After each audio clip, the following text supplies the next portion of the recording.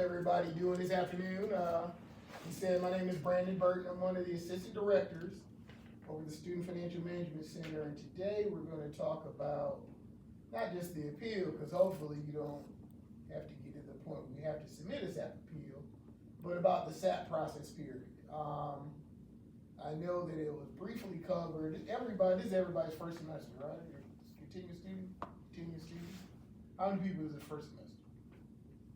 We got a couple continuing students. So some of you may be a little bit more familiar with the process than others, but I'm going to start from the beginning. Does anybody know what SAP stands for? It's an acronym for something. Satisfactory academic progress. Exactly. SAP stands for Satisfactory Academic Progress. And what that means is every school, including GSU, has to have some type of criteria or baseline to know that students are matriculating through their program of study.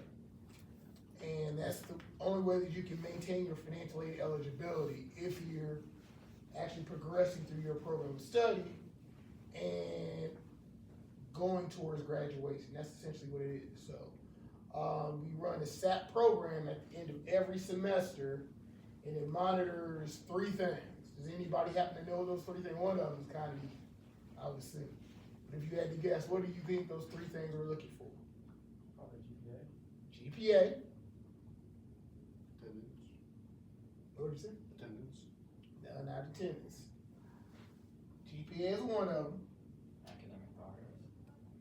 Well, SAP is like the program is monitoring it, but we monitor GPA. Credit hours? We monitor your pace. You have to be passing at least 2 out of 3 classes. We monitor total number of hours you've attempted towards your program of study. And like I said, you have to be maintaining these 3 minimum requirements to maintain your financial aid eligibility. So like I said, at the end of this semester, and this is important to talk to you right about now, because everybody knows that we're right about at the midway point. So I think this may be the last week to withdraw. Is it the 12th, 15th? 15th? Okay, that's why I wanted to come in and talk to you guys about SAP program and let you know the pros and cons of what we're looking for. Like I said, obviously GPA is straightforward. There's a minimum GPA you have to maintain, be able to maintain your eligibility. For perimeter or PC students, it's a graduated scale. So from 0 to 12 hours, the minimum GPA is 1.50. And every, which is really low threshold, let's be honest. That's D plus, C minus, because 2.0 is a C. So if you've only attempted, like I say, your very first semester, 0 to 12 hours, it's 1.5. After an additional 10 hours, it's 1.65, 1.75.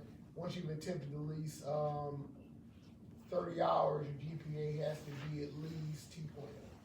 So we monitor that at the end of every semester. So at the end of this fall, when the grades are in the system, we're going to check everybody's grades, and you have to be meeting the minimum GPA requirement to say that you're maintaining your SAP eligibility. The other thing, like I said, is pace. And that's important, like I said, because the withdrawal period is about to come up. How many of you are receiving the Hope Scholarship? Anybody? Okay, a couple. You know, to maintain Hope, you have to maintain at least a 3.0 GPA, right? So a lot of students, and like this is where the withdrawal thing comes in, if you're not doing well in your classes, a lot of times, in order to preserve your GPA, you might withdraw from a class, which is fine. So you're allowed up to 3 withdrawals at the perimeter level, I believe. So a lot of times it may be more strategic if you don't think you're doing well in the class to withdraw prior to the midway point, because if you don't withdraw before that, you end up getting a WF unless there's some extenuating circumstances, in which case you can appeal to the dean for an emergency withdrawal. But like I said, the withdrawal deadline is coming up. That's why I want to talk to everybody about SAP. If there's a class that you don't think that you're just not catching on, just not doing well in, it's okay to withdraw if you think that it's in your best self-interest. But where the pace comes in at is, like I said, not only do we monitor GPA, but you have to be passing at least 2 out of 3 classes at the end of every semester. So obviously a class you fail is a class you didn't pass. The class you withdrew from is also a class that's considered that you didn't pass. If you end up getting an incomplete, that's also considered a class that you did not pass. So like I said, whereas GPA is important, we have some students who straight A students, you know what I'm saying, and they will drop in other classes, but if you're not matriculating or progressing, and that's where the 2 out of 3 of the 66% comes in at. You have to be progressing towards graduating in order to maintain your eligibility, not just GPA, but it's also, like I said, passing the classes you enrolled in. So the second thing, like I said, that they monitor is pace. You have to be passing at least 2 out of 3 classes that you enroll in. At the end of the semester, that's why it's important to know when the withdrawal date is. It's also important to make sure that you try to register, because registration for the spring is about to open up as well. Make sure that you register as early as possible and set up your schedule that's conducive to your lifestyle, what you have going on as far as travel, if you have another job or whatever, because if you don't do that, it's important to add or drop classes during that first week of class. Because if you drop your class during the open registration period, then your schedule will automatically adjust, tuition will automatically adjust, and if you drop it during that first week, it doesn't count as a withdrawal. You know, you can add or drop classes first week of school. And like I said, it doesn't count as a withdrawal. After registration closes, you can only withdraw from the class. And if you withdraw, that means you're gonna get a W. You're still gonna have to pay for the class. You're gonna get a W, and the W does not affect your GPA. Does all that make sense? But like I said, you also have to be passing at least 2 out of 3 classes. So at the end of the semester, like I said, we're gonna look at GPA, we're gonna look at pace. And the third thing is the total number of hours you've attempted towards your program of study. Here at Parameter, if you're on the associate level, most of our degrees are 60-hour degrees. It takes 60 hours to earn your degree at the associate level. Now, if you transition downtown to a bachelor's, most bachelor's programs are 130 hours. So we have what they consider the 150% rule. So as an associate level student, because most degrees take 60 hours to earn, we allow you up to 90 attempted hours to earn your degree and or transition to the downtown campus. So that's where the 150% rule comes in. So like I said, we check GPA, check pace, and we also check at the end of the semester the total number of hours you attended. If you're doing the first 2 things, then the third thing really becomes irrelevant, hopefully. Like I said, if you're passing the classes, then they count towards your degree. As long as you're passing at least 2 out of 3 classes, like I said, that's where the withdrawals, or if you fail the class, if you stumble, you have challenges or whatever, that's where that comes into play. Like I said, we allow you up to 90 attempted hours towards your program set. Once you've attempted at least 90 hours, if you haven't either graduated and or transitioned to the downtown campus, the system is going to flag you. And we're going to kind of ask you to submit an appeal or submit some type of explanation as far as to where you're at on your degree track to see what we can do to get you back on track or make sure that you're making pays or whatever.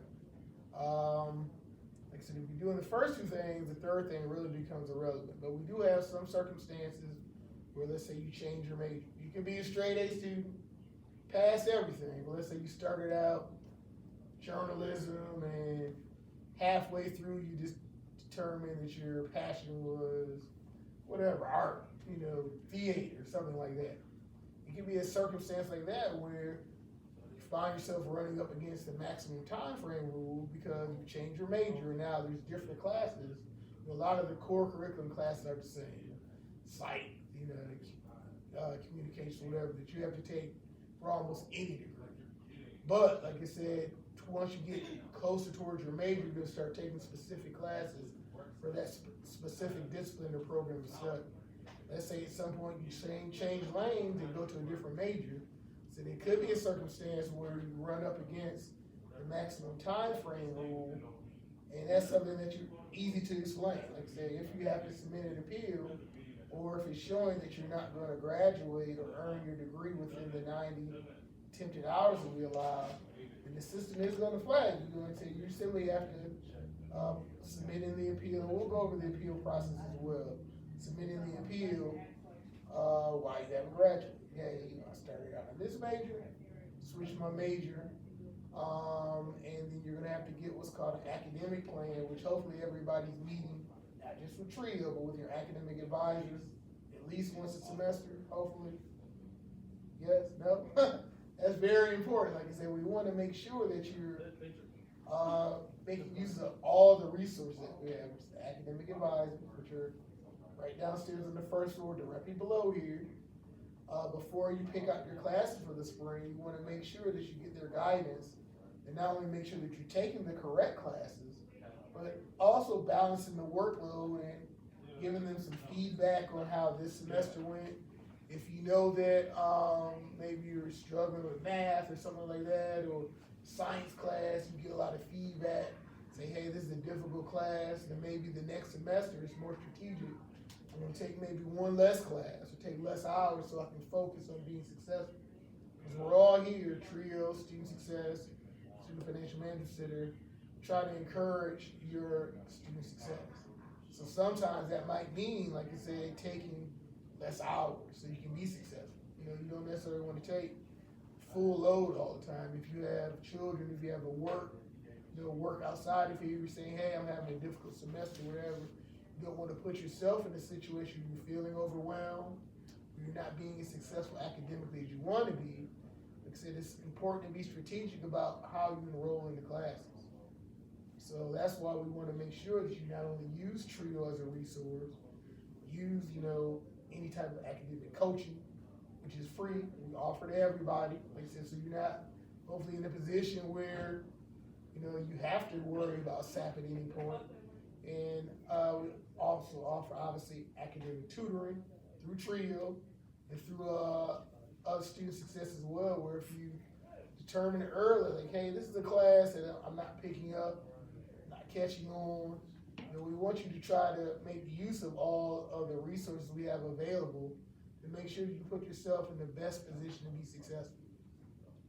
Because, like I said, by the time midway point, you don't want to say, hey, I failed these first two classes, I need to withdraw, whatever. Just try to use it early. And it's paid for, it's free. It's included in your tuition fee. So there's no reason for you not to use all the resources available to make sure that you're as successful as possible. But like I said, at the end of the semester, check for GPA, we check for PACE, we check for the total number of hours you attempted. The example I used was if you change your major. One of the other common examples is sometimes we have transfer students where you may have attended another institution before you came to GSU, and as part of the admissions process, you have to submit obviously all your academic transcripts. So the system is going to register those hours. Those hours, maybe when you were at Georgia Tech, you were biology major, but now that you're at GSU, you're a business administration or marketing major or something like that, where the system is acknowledging those hours because they're on your academic transcript, but they're not actually counting towards your current program of study. That's the only other example I can think of where you may run up against the maximum time frame element of the SAP thing, where the system is saying, well, you have enough hours or you should have graduated. Why have you not transitioned or graduated?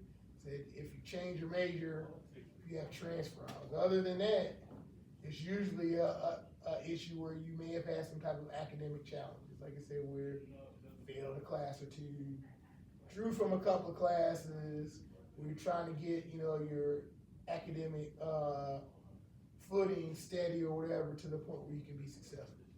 So those are the three things that we look for at the end of every semester. So once the grades go in the system, right before you go into for the winter break, the instructor's going to submit the grades. We're going to run the SAP program, and you'll get some type of notification. If you see it in pause as well, you click the link, it'll tell you what your academic standing is. Hopefully it's going to say for everybody, at this point, SAP okay or SAP good or whatever.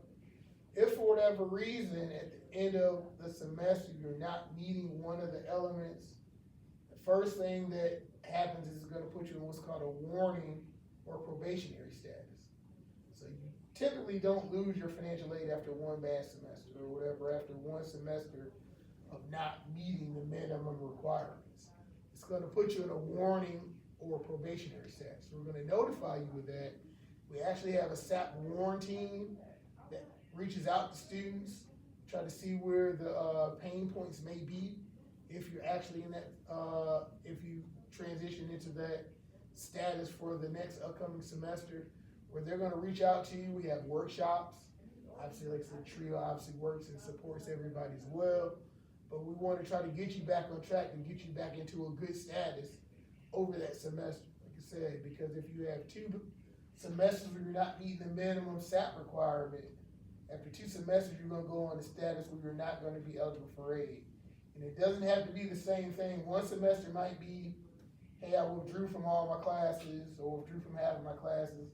The next semester may be GPA. It doesn't have to be the same element.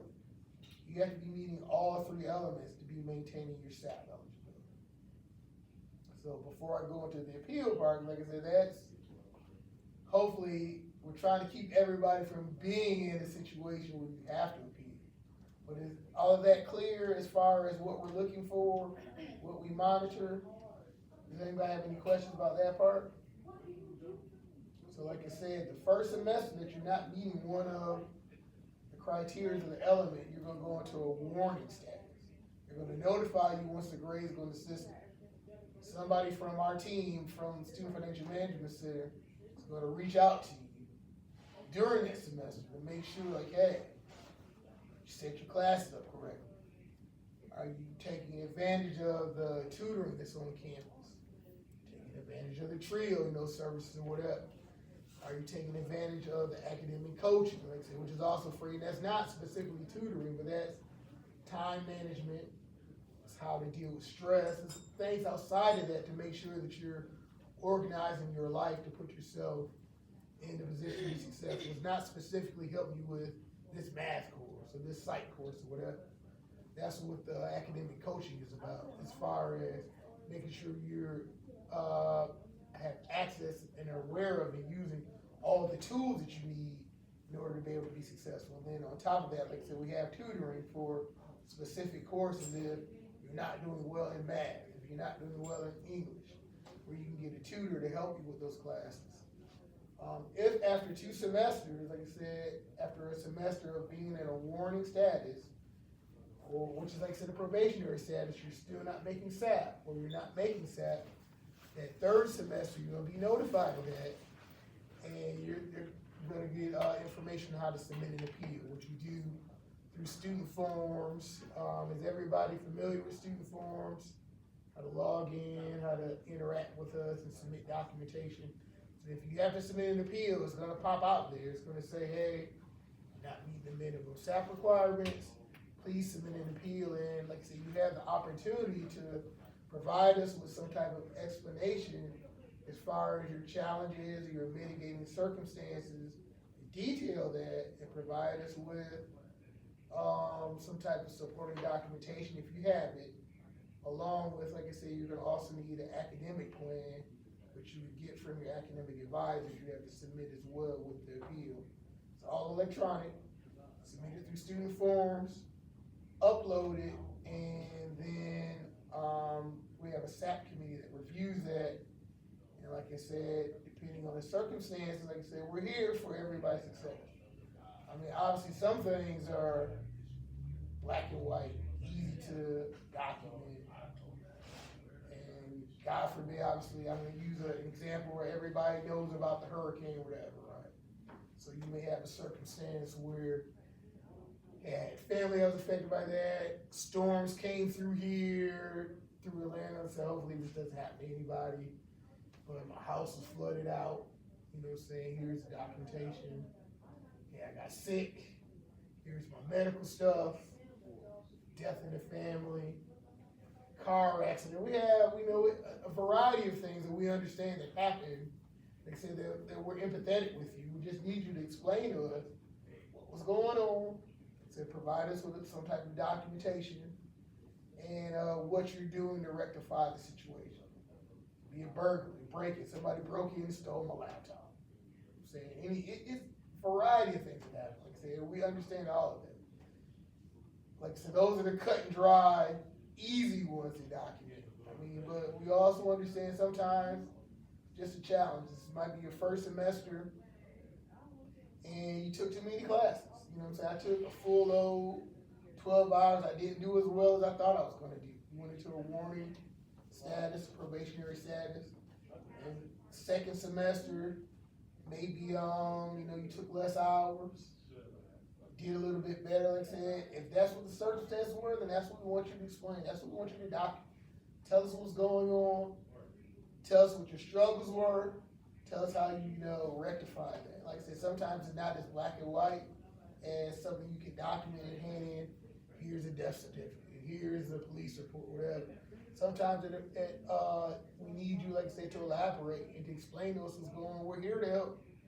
Then let us know what's going on and what you're doing to try to fix that. You know what I'm saying? Maybe you withdrew or failed all the first semester and you came back and got all A's the next semester. You know what I'm saying? That's not really nothing where it's black and white, we have something to hand in, but it's something you can explain. I didn't do well, the fall term.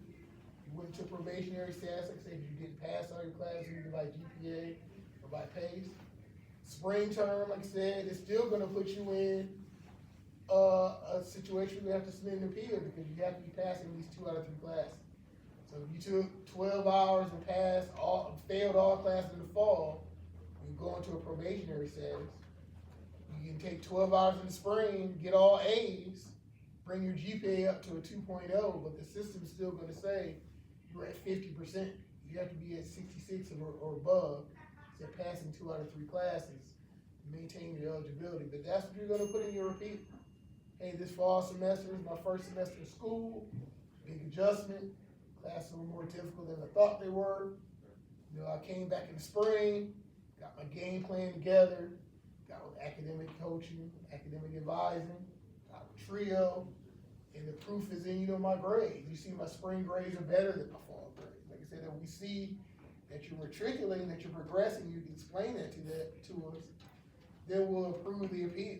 And if the appeal is approved, then you're going to be monitored on a term-by-term basis to make sure that you're passing the classes until you raise your GPA or until you raise your PACE. So like I said, if you have an approved appeal, you're going to be eligible for aid, but you're going to be held accountable to make sure that you're passing the classes that's on that academic plan, which comes back, like I said, to making sure that you engage with your academic advisor and make sure that you're taking the classes you need to take, that you're taking into account the difficulty of the classes so that you're putting yourself in a position to be successful. That's SAP in a nutshell, like I said. That's SAP in a nutshell. Does anybody have any questions about anything I talked about? No, like I said, we want you to not put yourself in a position where we want you to be familiar with it. It's like a hot stove, like a child. We want you to know it's hot, but we don't want you to have to touch it to know that it's hot. We want you to be aware of what the guidelines are, what we're looking for, like I said, so you put yourself in a position to be successful. When you have a class that you know there's no way that you're going to pass it, say an F counts just as bad as a W, it might be better just to withdraw from the class. Try to protect your GPA. Because if you're going to fail it anyway, that's still going to be counted as a class you didn't pass. It's like a W. So like I said, you want to be strategic with that. It might be in your best interest to just withdraw from the class and start fresh in the spring. A lot of times it might not even be, we've had circumstances, and this is something that people write down in the appeal as well, where they take online classes as opposed to on-campus classes. Does anybody have any online classes? Is everybody, okay. Well, as you know, if you're taking online class, that takes incredible amount of self-discipline. Incredible amount of self-discipline. Like I said, if you don't pace yourself, you don't hand in the stuff, it's easy to let those deadlines pass and you find yourself falling behind. A lot of times if you're on campus, where obviously it adds an element of travel, time, where you have to, block off time to be able to be on campus for that. But the plus side of that is there's an accountability thing. If you come on campus, Your instructor's gonna see that you're here in class, you're forced to engage, you work on projects, with your classmates or whatever. And a lot of times there's pros and cons of that. If you're a non-traditional student, if you have a job or whatever, sometimes it's better, like I said, to take classes online where you can work it around other things that's going on in your life. But like I said, it takes an amount of self-discipline. If you don't have accountability partner, you don't have attendance, you have the instructor saying, hey, I didn't see you in class today, et cetera, et cetera. And it's easy to just not hand in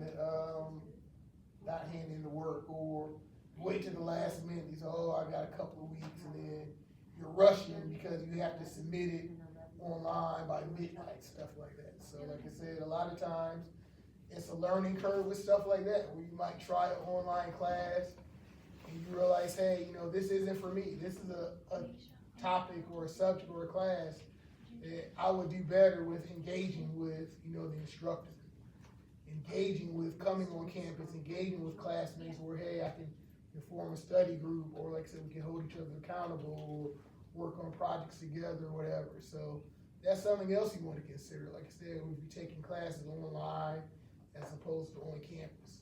And that's something that factors into your academic success as well. So like I said, that's pretty much the SAP process. Does anybody have any questions about SAP? We're going to cover obviously financial aid in the last thing, because we're hoping that the FAFSA application is going to be available for all students. That's why we set that up for the November one. Because typically it comes out on October 1st, but they did a major, when I say they, Department of Education did a major overhaul. I'm sure everybody knows the challenges that we had with the FAFSA last year. Like I said, we're hoping it's going to be open by November 1st or sometime before that. So if you started the process, if you have any questions, we can go over it then and try to make sure that you're where you need to be filling out the FAFSA going into next year. But the one that you filled out covers you for the fall, spring, and for the summer. So you're good for the next couple of semesters for the academic school year. The one that's going to come out is for the next year, which starts for the next August, of the fall of 2000. Fall of 25, yeah. I do have a question. Yes. In regard to what you mentioned about attempted credit hours versus completed credit hours, how would that be viewed in terms of distinction? Like, I'm aware that, let's say, the associate's degree is 60 credit hours completion. Yes. So, like, if someone were to go past that, that would flag an alert for Like I said, we SAP? allow you, we have what they consider the 150% rule. So the associate programs are 60 hours, would allow you to attempt up to 90 hours before you flag. Okay. So like I said, that gives you some room to withdraw, fail, to struggle, change your major, whatever. But once you've attempted at least 90 hours, if you have either A, earned your associate, or B, transition to the downtown campus to a 4-year program, if the system is going to flag you and say, why haven't you graduated? You attempted enough hours and you should have been able to complete your program and stuff. That's attempted 90. Yes. Okay. And then what about the completion then? Well, is that? Like I said, any class that you get a grade in is considered a completed class. Okay. So any class that you get a letter grade in, including an F, like I said, is considered attempted. But completed is obviously A, B, C, or D, but you need to be aware, conscious of that, like I said, because a lot of the classes in your core curriculum, you may get a D, which is considered an earned grade, but you may need to get a C or better in a lot of the classes.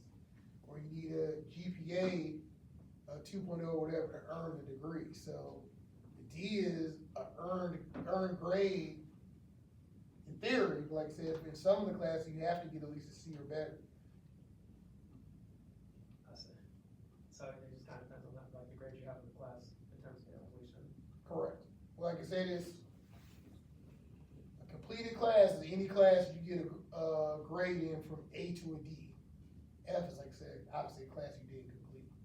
So any class that you attempted that you didn't drop, that you don't get an F, incomplete, or a withdrawal from is considered a completed class. So yeah, so someone could have more than 60 complete hours, and if they have like a bunch of Fs and then like some regular classes, they could have over 60. Oh, right, absolutely. Like I said, the two examples I gave you that are the easier ones, like I said, is if you change your major, or if you have transfer hours.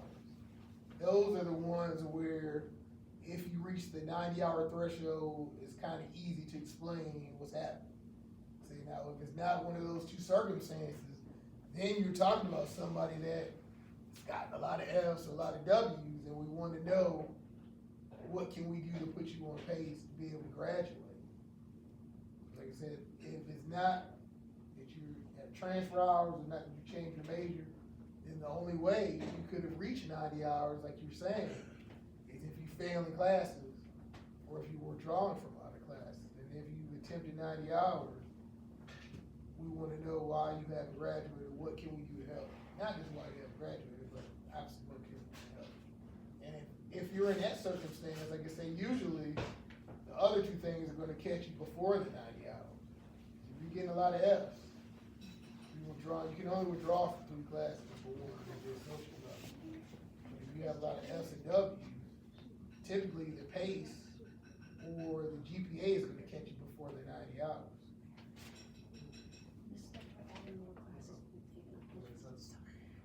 Anybody else have any other questions? I know I stepped away, so you probably did go over this, but could you, and it might be a little silly, but could you kind of talk about like what letters or SAP appeal letters are like acceptable, and then like what's not, so like the reasoning behind Yeah, we talked about that. Yeah, I figured you did, but I'll go over it again, that's not a problem. There's some circumstances, like I said, that are kind of black and white, that are easy to document. Like I said, if you're notified and student forms are in pause, you have to submit an appeal. Some of the mitigating circumstances, such as death in the family, you know what I'm saying? Whatever it is that you're explaining, you're going to ask for some type of documentation. Some of them, like I said, are a little bit easier. Some of them are a little bit grayer. You're going to have to pretty much tell us what's going on, but be something like, hey, like close to the past, circumstance like that, you can always submit obviously death certificate, obituary. Hey, I got sick, my mom got sick, some of the family got sick, and you would have some type of medical documentation, insurance forms with the dates that are corresponding to when you were enrolled in class. It can't be, you know, hey, I failed all my classes this fall, and you submit something saying I got sick, but it's from 2 years ago. yeah, So we're gonna say, what's that got to do with this fall? Whatever it is that you're writing down, they're gonna be looking for the dates to correlate to when you were actually enrolled in that term that you're saying that you're having challenges. Car accident, death in the family, sick, somebody broke in, lost a laptop, anything like that. Like I said, hopefully you're gonna have some type of police report, accident report, death certificate, medical stuff. Like I said, to substantiate what it is you're saying that you're having difficulty with. But I also mentioned, like I said, it doesn't necessarily have to be something as black and white as that. It could just be hard transition. It's my first semester. Like I said, something that it may not necessarily be black and white documentation you can hand in, but in those cases, you're really gonna have to put the effort to explain to us what's going on and what you've done to pivot to make the correction. Like I said, it's not just one bad semester. Because the first bad semester, you're gonna go into a warning or probationary status. right. You have to have had at least 2 semesters where you weren't meeting the SAP requirements. So if it's one out of the 2, like I said, if you can explain, hey, fall term, I was struggling, took too many classes. Example I gave, I took some online classes. It really wasn't conducive to how I like to learn. Got all F's, you know what I'm saying? I had to withdraw. I didn't like the instructor, you know, I didn't like that learning environment. But in the spring, like I said, so you would go into a warning status going into the spring, still eligible for aid if you're in a warning or probationary status. You have to be not meeting SAP, and it's the point where you have to submit an appeal. Spring semester, I took less hours. You know, I signed up, took advantage of TRIO, signed up for academic coaching.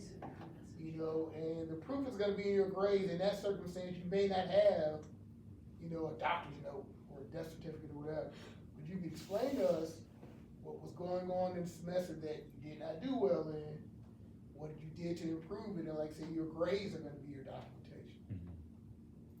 I retook that class and I failed it, but I got an 8 this time. Because, you know, I went to academic coaching, I got a 2. I took less, I saw that I was struggling in chemistry, so instead of taking 12 hours, which I didn't do well, I went down to 6 hours. So I could make sure I got the grade that I wanted to get. Here's my grades. I got an A and a B in the lab, in the lecture, or whatever. See, so first thing we're gonna look for is black and white documentation, but sometimes we understand that it is a gray area, you know what I'm saying, where, you know, it might not necessarily be something that you can submit as like, here's my proof. But if that's not the case, if you don't have black and white documentation or mitigating circumstances, then you really wanna make sure that you put all the effort you can to try to make us understand what was going on.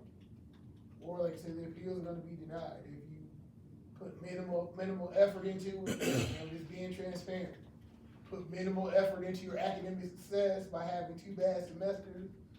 You write something with 1 sentence, and we're gonna take it as seriously as you took it. It's gonna get denied. And if it gets denied, that doesn't necessarily mean you're kicked out of school, but that does mean you're not eligible for any type of financial aid assistance. You're gonna be responsible for paying out of pocket until you're meeting the minimum SAP requirements. Like I said, we do have students that choose not to appeal or get an appeal that's denied, pay for a semester, enroll in the payment plan, get a private loan, get help from their parents or from other, you know, family members or whatever, and reinstate themselves. You know what I'm saying? Pay for a semester or 2, bring up their GPA, bring up their pace. All of a sudden, without submitting an appeal, so if we run the program at the end of every semester, now your GPA is meeting the minimum requirement. Now you're passing 2 out of 3 classes. We're gonna tell you, hey, you're eligible for aid without submitting an appeal. We do have students that go that route as well. Like I said, we want to try to provide you with any type of assistance, not just academically, but financially as well. Like I said, because we want you to be able to focus all of your energy on your academic success. We don't want you to be stressed on, hey, I have to work a lot of hours. That's another one. Like I said, it's sometimes work-life balance, where you don't do as well as you wanted to do that first semester because you were working too much. You realize that second semester, hey, cut down my work schedule so I can focus on school. It's another one that's kind of hard to document, but like I said, when you can submit paycheck stuff to show, hey, I was working 40 hours or 60 hours, however many hours. You know, during the fall semester, this semester, I'm only working this many hours. Doing better in classes because I reduced my workload.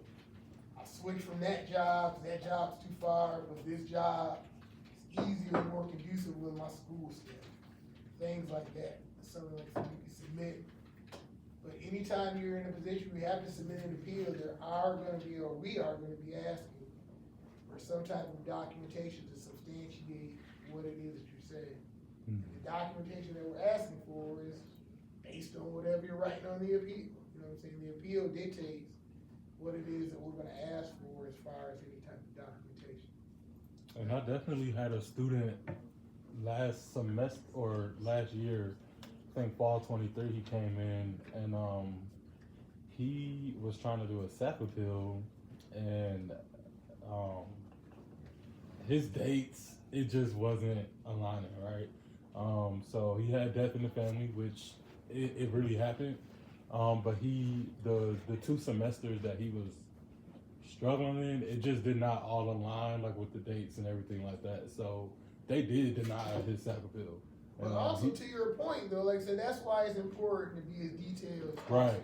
Right. Because in that case, I'm gonna use that exact example. Let's say somebody didn't do well in the fall, but the death certificate is from spring or summer, and then they deny it. And they say, okay, well, this person died, they weren't, you know, in school.